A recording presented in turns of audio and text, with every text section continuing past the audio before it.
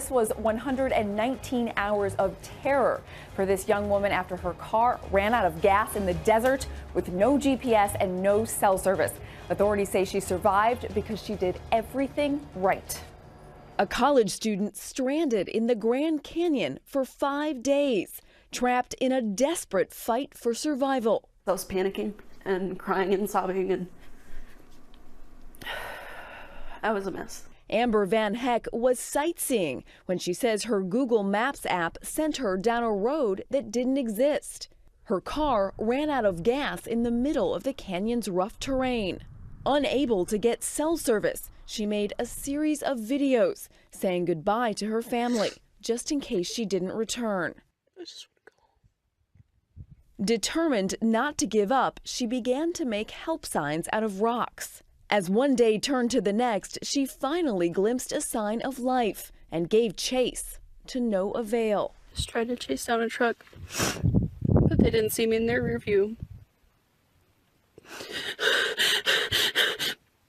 I'm okay.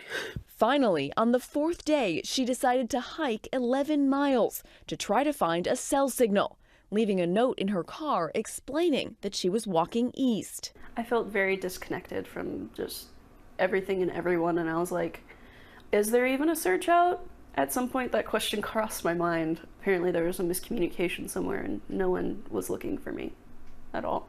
She finally managed to get a signal and reach 911, but she was cut off while trying to explain where she was. In despair, she began the long hike back to the car.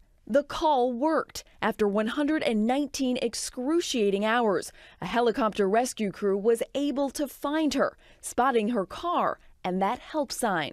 She was a survivor. She did a lot of things that helped her survive. So those notes were clues, and those clues led us to where she was. They found Amber waving frantically a few miles from the vehicle. She was treated for exposure and dehydration, and a day later, back to sightseeing, showing off her sunburn in a Flagstaff observatory. 5 days ago, I thought I was going to die in the desert, and now I'm trying to go to class and trying to be normal.